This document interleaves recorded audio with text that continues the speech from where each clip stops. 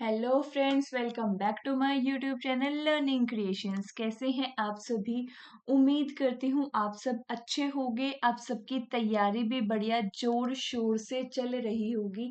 नहीं चल रही है तो चलाने की बिल्कुल 100% ज़रूरत है, क्योंकि हमारा एग्ज़ाम आ चुका है HPSC असिस्टेंट प्रोफेसर का, जो 22 जून को हमारा स्क्रीनिंग टेस्ट होने वाला है।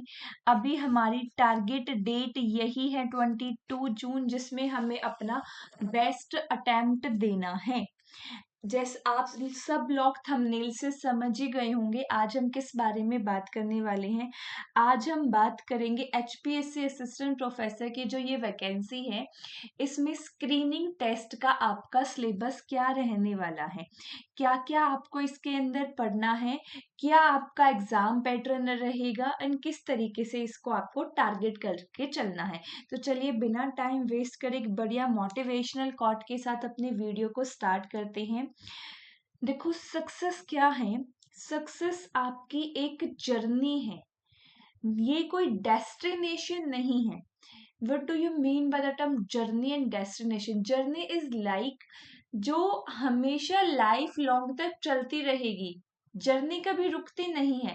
डेस्टिनेशन वो प्लेस आपको मिल गया जहां आप जाना चाहते हो, वो है आपकी डेस्टिनेशन।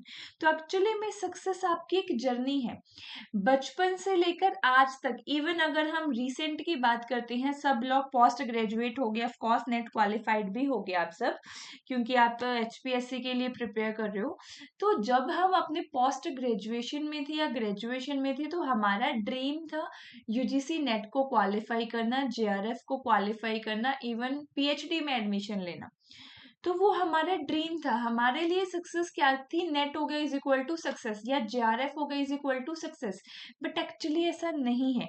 एक चीज मिली तो दूसरी चीज चाहिए, दूसरी मिली तो तीसरी चाहिए, तीसरी मिली तो चौथी चाहिए। इवन आप सब तो कॉमर्स के स्टूडेंट है, इकोनॉमिक्स आपने पढ़ी होगी। हमारा इकोनॉमिक्स सब्जेक्ट ही इसीलिए पढ़ा जाता है बिकॉज ह्यूमन की वांट अनलिमिटेड है और जो रिसोर्सेज है हमारे पास वो लिमिटेड है। Got it? तो कई बार अगर कोई चीज ना भी मिले तो उससे निराश नहीं होना, क्योंकि लाइफ है, जर्नी है, फेलियर एंड सक्सेस एक पार्ट है लाइफ का। एग्जाम भी आपकी एक लाइफ का पार्ट ही होते हैं, आपकी लाइफ नहीं होती। Got it? तो चलिए अपने वीडियो को स्टार्ट करते हैं, आगे बढ़ाते हुए सिलेबस की तरफ बढ़ते हैं। आप में से ना काफी सारे स्टूडेंट ऐसे होंगे जिन्होंने अपना नेट मैनेजमेंट में क्वालिफाई किया है और उन्होंने अभी HPSC के लिए अप्लाई किया है। देखो, मैनेजमेंट में और कॉमर्स में बहुत ज़्यादा कुछ खास फर्क है नहीं, लेकिन 2-3 यूनिट आपकी अलग हैं। जैसे हम कह सकते हैं इनकम टैक्स हमारे मैनेजमेंट में नहीं आती, legal aspect of business completely हमारे मैनेजमेंट में नहीं आती, बैंकिंग एंड फाइनेंशियल इंस्टीट्यूशन भी हमारे कंप्लीटली मैनेजमेंट में नहीं आती। तो उसी के बेसिस पे हम आज सिलेबस को समझने की कोशिश करेंगे और अपनी तैयारी को आगे, इवन मैं ये भी बताऊंगी कि कहाँ से आपको तैयारी करनी है। सारे मैं फ्री प्लेटफॉर्म आपको बताने वाली हूँ, कोई भी पेड प्लेटफॉर्म नहीं होगा।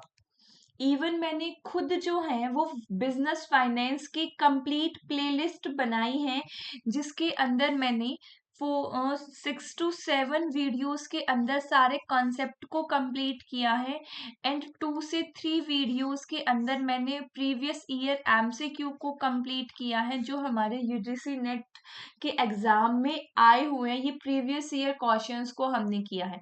सेम इसी तरीके से हमने बिजनेस स्टैटिस्टिक्स को भी स्टार्ट कर रखा है, बिजनेस इकोनॉमिक्स को भी हमने कंप्लीट किया है।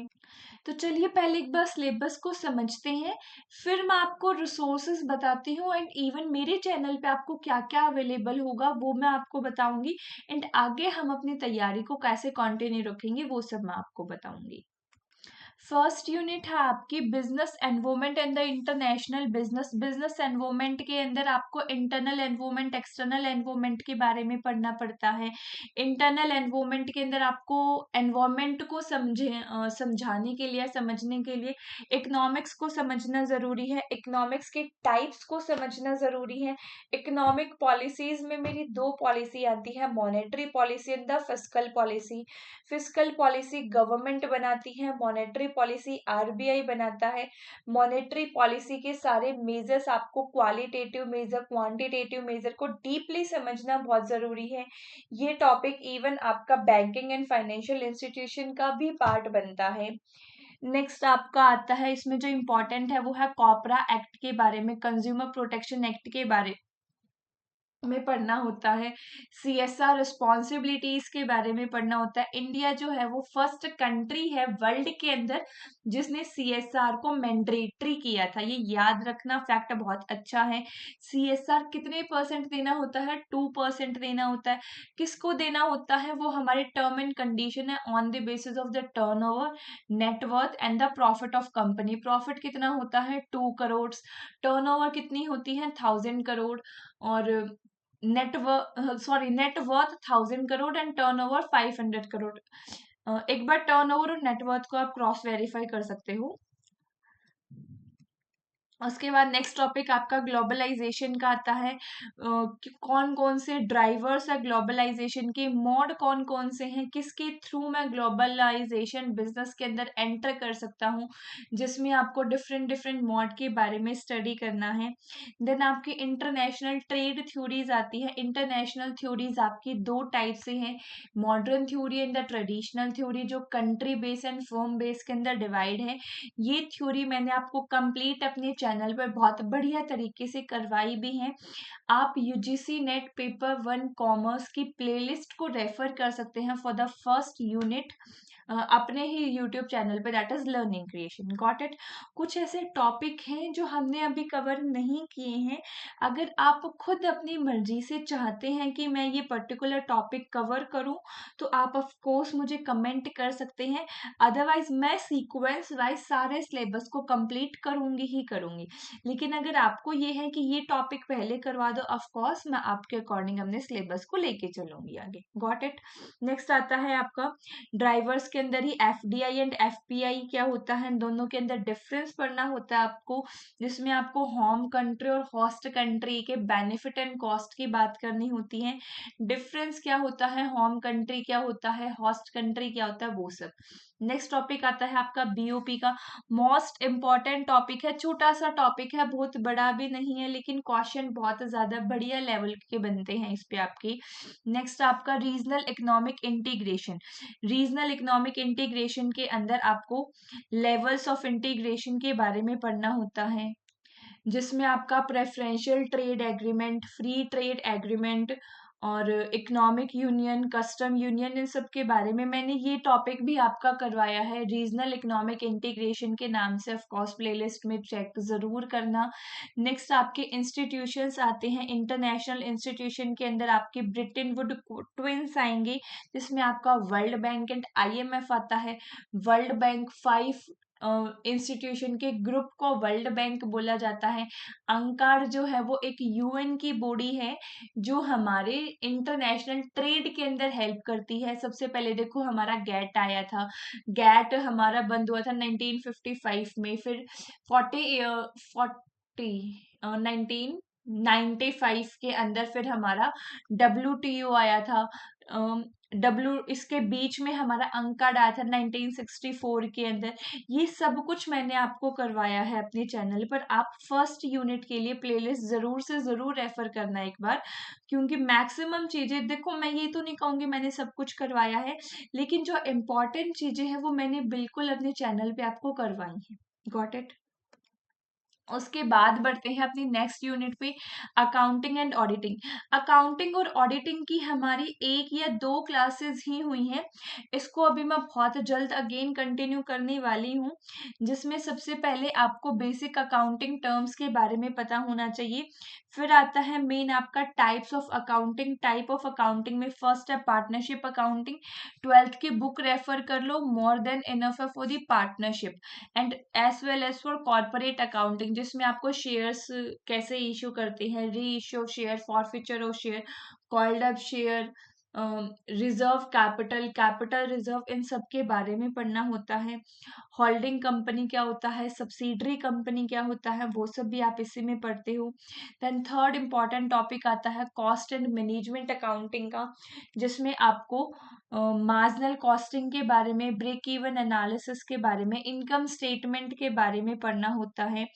देन आपका फाइनेंशियल एनालिसिस आता है। फाइनेंशियल एनालिसिस में मोस्ट मोस्ट इम्पॉर्टेंट है आपका ratio analysis and the cash flow analysis. Cash flow से हर बार एक क्वेश्चन आता ही आता है आपके यूजीसी नेट के अंदर भी। इन दो टॉपिक को छोड़कर बिल्कुल नहीं जाना है आपको।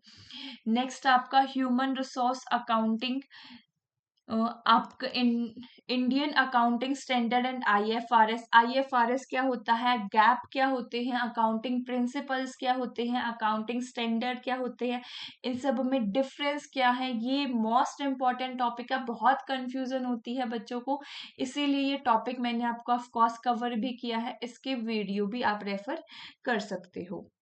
And the next topic is auditing. इस तरीके से ये 6 to 7 टॉपिक से आपकी कंप्लीट बिजनेस अकाउंटिंग वाली सेकेंड यूनिट कंप्लीट हो जाएगी। देन थर्ड है आपकी बिजनेस इकोनॉमिक्स। इकोनॉमिक्स के अंदर सबसे पहले आपके पीपीसी के बारे में पढ़ना है, जो आपके प्रोड्यूसर बिहेवियर को बताता है। फिर आपके कंज्यूमर बिहेवियर के बारे में पढ़ना है। कंज्यूमर बिहेवियर आपका यूटिलिटी के ऊपर बेस होता है। यूटिलिटी दो तरीके की होती है, cardinal utility, ordinal utility. Cardinal utility में आपके कंज्यूमर दो लेवल पे सेटिस्फाइड होता है, in the single commodity and in the double commodity. जब मैं सिंगल कॉमोडिटी की बात करती हूँ तो marginal utility of good X is equal to P X होता है। डबल कॉमोडिटी की जब मैं बात करती हूँ तो marginal utility of good X upon P X is equal to marginal utility of good Y upon P Y.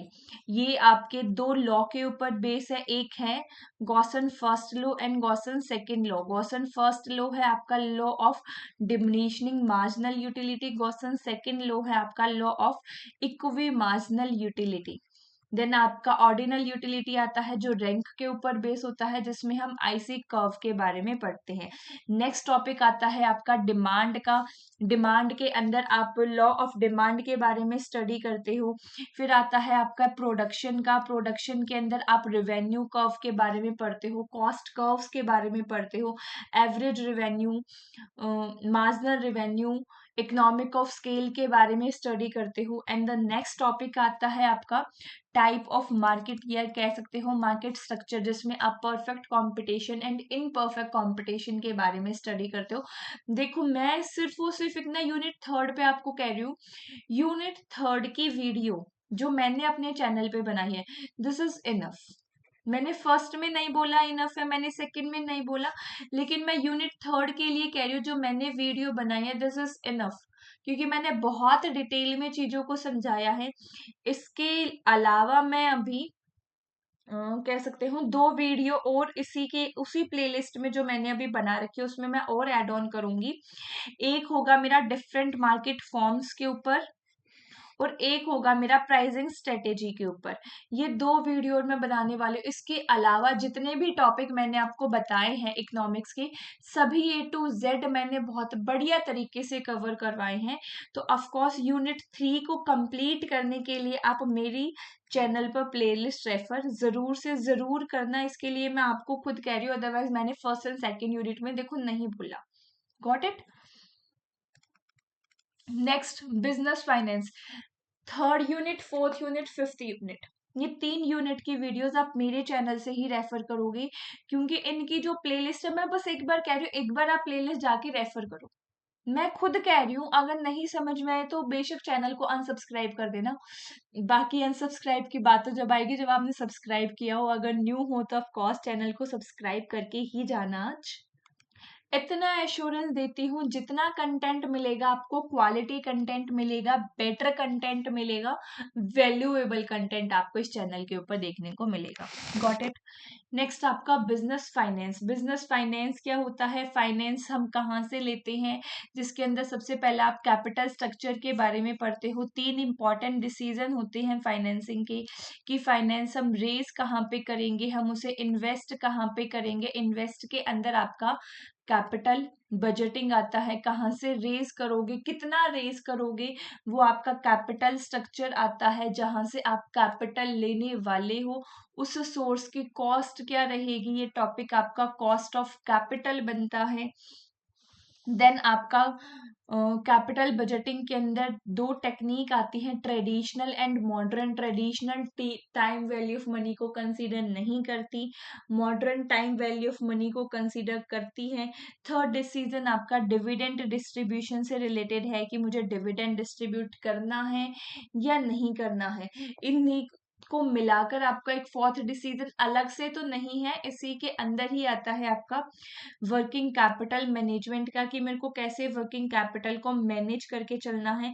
ये हो गए मेरे सारे के सारे सोर्सेस आपके ग्राउंड लेवल पे, या कह सकते हैं आप विद इन द कंट्री। जब मैं आउटसाइड सोर्सेस की बात करता हूँ फाइनेंस के लिए, तो मेरे पास ऑप्शन आता है एडीआर एंड जीडीआर का, अमेरिकन डिपॉजिटरी रिसिप्ट या ग्लोबल डिपॉजिटरी रिसिप्ट। इन दोनों के अंदर डिफरेंस ऑफ कोर्स आपको पता होना चाहिए। Got it. इस तरीके से आपको अपनी यूनिट 4 को कंप्लीट कर लेना है। नेक्स्ट आती है unit 5, business statistics and research method. इस यूनिट को कोई भी सिंगल बच्चा छोड़ के नहीं जाएगा। देखो, इस यूनिट के लिए जो मैं हमेशा से टर्म यूज करती आई हूँ, ये यूनिट है आपकी जिंदगी की LIC। क्योंकि अगर आप इस फील्ड में घुस चुके हो, तो ये ना सिर्फ आपको यूजीसी नेट के लिए, जेआरएफ के लिए, या फिर आपको असिस्टेंट प्रोफेसर के लिए, ये एक जगह पे नहीं, ये आपको हर जगह वर्क करेगी। दिस इज लाइक पेपर के साथ भी और पेपर के बाद भी, क्योंकि रिसर्च आपको करनी है। अगर इवन आप HPSC में सेलेक्ट होते भी हो, तो मैंने कॉन्ग्रेचुलेशंस टू यू, बट फिर भी आपको रिसर्च कंटिन्यू रखनी है। फ्यूचर प्रमोशंस के लिए अपना असिस्टेंट से एसोसिएट पे जाना है, एसोसिएट से प्रोफेसर पे भी जाना है, तो उसके लिए आपको रिसर्च कंटिन्यू रखनी पड़ती है। तो बिजनेस स्टैटिस्टिक्स एंड रिसर्च की जो ये यूनिट है, मोस्ट मोस्ट इम्पोर्टेंट यूनिट है, इसको कोई भी सिंगल बच्चा भी छोड़कर नहीं जाएगा। इसमें जो मैंने आपको कंप्लीट करवाया है, ऑफ कोर्स पहली क्लास ही हमारी सेंटर टेंडेंसी पे हुई थी, सेकंड क्लास हमने डिस्पर्जन पे ली थी, थर्ड क्लास हमारी स्क्यूनेस पे थी, स्क्यूनेस के साथ साथ हमने टॉसिस के बारे में भी देखा था, फोर्थ क्लास हमारी कोरिलेशन एंड रिग्रेशन पे थी। नेक्स्ट क्लास जो मैं लेने वाली हूँ, एक क्लास आपकी प्रोबेबिलिटी पे रहेगी एंड एक क्लास आपकी हाइपोथेसिस टेस्टिंग पे रहेगी। ये 2 क्लासेस और मैं इसकी लेने वाली हूँ। अगर सही लगा और ठीक से हमारी चीजें चली, तो एक क्लास में सैम्पलिंग का भी प्लान करूंगी, जिसके अंदर मैं रिसर्च एंड डाटा को भी कवर करूंगी। 1 2 3 4 5 6 7, ये 7 क्लासेस के अंदर आपकी ये यूनिट को मैं 100% कंप्लीट कर दूंगी। इवन अगर आपने बिजनेस फाइनेंस या इकोनॉमिक्स की क्लासेस देखी है, देखी हैं, तो आपको समझ में आया भी होगा। मैं पहले हमेशा कॉन्सेप्ट को कंप्लीट करती हूँ, उसके बाद मैं उसी कॉन्सेप्ट के आपको MCQ करवाती हूँ। जो MCQ होते हैं वो आपके हमेशा प्रीवियस ईयर क्वेश्चन आपके UGC नेट के ही होते हैं। तो 5th यूनिट के लिए भी ऑफ कोर्स आप चैनल को रेफर कर सकते हो। नेक्स्ट चलते हैं 6th यूनिट पे। बहुत ज्यादा कॉम्प्रिहेंसिव यूनिट है, ज्यादा से ज्यादा इसके अंदर आपको थ्योरीज को याद रखना पड़ेगा, आपके प्रिंसिपल्स को याद रखना पड़ेगा। याद करने वाली चीजें इसमें थोड़ी सी ज्यादा है और थोड़ी सी कॉम्प्रिहेंसिव यूनिट भी है। इसको करते समय ये छोटे छोटे 2 पॉइंट का आप ध्यान रखोगे। Business management and the human resource management आपकी यूनिट का नाम है, जिसमें सबसे पहले प्रिंसिपल देखने हैं। प्रिंसिपल आपको हेनरी फ्योल के पढ़ने हैं, आपको FW टेलर के पढ़ने हैं और बहुत सारे। देन आपको ऑर्गेनाइजेशन स्ट्रक्चर के बारे में पढ़ना है, रिस्पॉन्सिबिलिटी और अथॉरिटी क्या होती है, मोटिवेशन की थ्योरी, लीडरशिप की थ्योरी। स्टार मार्क कर लो, 2 क्वेश्चन आएंगे ही आएंगे। एक क्वेश्चन आपका मोटिवेशन की थ्योरी से आएगा एंड एक क्वेश्चन आपका लीडरशिप की थ्योरी से आएगा। नेक्स्ट आपका कॉर्पोरेट गवर्नेंस की थ्योरीज भी इंपॉर्टेंट है, बिजनेस एथिक्स की भी थ्योरीज आपकी इंपॉर्टेंट है जो कि आती हैं। एक क्वेश्चन आपका रिक्रूटमेंट एंड सिलेक्शन से आएगा, जिसके अंदर आप इंक्लूड कर सकते हो ट्रेनिंग को भी on the job training, of the job training, आप उसको सक्सेसिव प्लानिंग से कनेक्ट कर सकते हो। सक्सेसिव प्लानिंग क्या होती है या सक्सेशन प्लानिंग क्या होती है? सक्सेसिव प्लानिंग इज लाइक कि प्लान करना उस जॉब को फिल आउट करने के लिए जो हमारी ऑर्गेनाइजेशन के लिए एक बहुत इंपॉर्टेंट रोल प्ले करती है। लाइक आप एग्जांपल ले सकते हो, अभी कुछ टाइम पहले ही हमारे रतन टाटा जी की डेथ हुई, तो उनकी रिप्लेस करके अब कौन आएगा उसके पहले से ही प्लानिंग करना is like your succession planning. Then आपको इसके अंदर पर्सनैलिटी की थ्योरीज के बारे में पढ़ना होता है, ग्रुप क्या होता है, टीम क्या होता है, ये डिफरेंस आपको पता होना चाहिए। परफॉर्मेंस अप्रेजल के मेथड स्टार मार्क कर लो, इस पे भी बहुत हमेशा क्वेश्चन बनता ही बनता है। ऑर्गेनाइजेशन क्लाइमेट, ऑर्गेनाइजेशन कल्चर के अंदर डिफरेंस क्या होता है, ये भी आपको ध्यान रख के चलना है। नेक्स्ट आती है आपकी banking and the financial institutions. इस यूनिट में आपको ओवरऑल बैंकिंग के बारे में पता होना चाहिए। बैंक क्या होते हैं, किस टाइप से काम करते हैं, कितनी टाइप के बैंक होते हैं, थोड़ा सा इन्वेस्टमेंट के बारे में आपको पता होना चाहिए। ज्यादातर चीजें देखो इसमें भी याद करने वाली ही हैं। कब कौन सी कमेटी बनी, किसने कौन से बैंक को रिकमेंडेड किया, कैसे हमारा वर्क होता है, इंश्योरेंस क्या होता है, एनबीएफसीज क्या होते हैं, म्यूचुअल फंड्स क्या होते हैं, ये सब आपको इसके अंदर पढ़ के चलना है। Got it. नेक्स्ट आती है हमारी यूनिट 8। यूनिट 8 मार्केटिंग की है। अगेन थोड़ी सी कॉम्प्रिहेंसिव यूनिट है बट इजी है, डेली लाइफ में यूज होने वाली चीजें हैं, एक बार पढ़ने की जरूरत है क्योंकि प्रोडक्ट प्राइस प्लेस प्रमोशन के चारों तरफ ये यूनिट घूमती है। प्रोडक्ट के टाइप, प्रमोशन के टाइप, प्राइसिंग की स्ट्रेटेजीज, इन्हीं की तरफ ये यूनिट आपकी हमेशा मूव ऑन करती हैं। सो इस यूनिट को आप स्कोरिंग बना सकते हो बस, और बस एक बार ध्यान से पढ़कर इसके लिए आपको क्या करना है, ज्यादा से ज्यादा क्वेश्चंस को प्रैक्टिस करना है 8th यूनिट मार्केटिंग की। Got it. नेक्स्ट आपकी लीगल एस्पेक्ट ऑफ बिजनेस, जिसके अंदर आपको अलग अलग लॉज पढ़ने होते हैं। लाइक कंपनी लॉ के बारे में पढ़ना है, sales contract, sales of good act के बारे में पढ़ना है, कॉन्ट्रैक्ट एक्ट के बारे में पढ़ना है।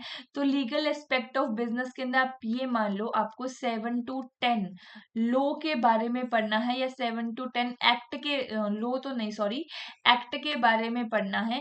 एंड ये यूनिट आपकी खत्म है। That's it. इम्पोर्टेंट एक्ट कौन से आपके, कॉन्ट्रैक्ट एक्ट। वैसे तो देखो सारे ही इम्पोर्टेंट है, लेकिन जैसे आपका ये कंपनी एक्ट हो गया बहुत ज्यादा कॉम्प्रिहेंसिव है। ऑफ कोर्स मैं ये यूनिट आपकी ये मान लो अप्रैल के लास्ट तक मैं इसको स्टार्ट कर दूंगी। जितना मैं करवाऊं इस यूनिट में से बस उतना कर लेना, बहुत ज्यादा डीप जाने की जरूरत नहीं है, क्योंकि जैसे मैं अभी बता रही हूँ कंपनी एक्ट है, कंपनी एक्ट आपका बहुत बड़ा एक्ट है, अपने आप में 10 दिन ले सकता है, ये 10 घंटे के ऊपर कंपनी एक्ट का लेक्चर बन सकता है, कोई बड़ी बात नहीं है। तो इस यूनिट के लिए जितना करवाऊंगी उतना सेल्फ सफिशिएंट रखना। थोड़ी सी बड़ी यूनिट है, अगेन चीजें याद करने वाली इसके अंदर भी आपकी ज्यादा रहेंगी। Got it. नेक्स्ट है आपकी last unit income tax. Income tax बहुत बढ़िया यूनिट है, बस समझने वाली यूनिट है। ज्यादातर इसमें आपको जो याद करने पड़ेंगे वो सेक्शन याद करने पड़ेंगे, इनकी डिडक्शन याद करनी पड़ेगी, कब कौन सी डिडक्शन आपको मिलती है, डिडक्शन मिलने की क्या क्या कंडीशन है, किस टाइम पे कितनी डिडक्शन आपको मिलेगी, इनकम टैक्स स्लैब के बारे में पता होना चाहिए।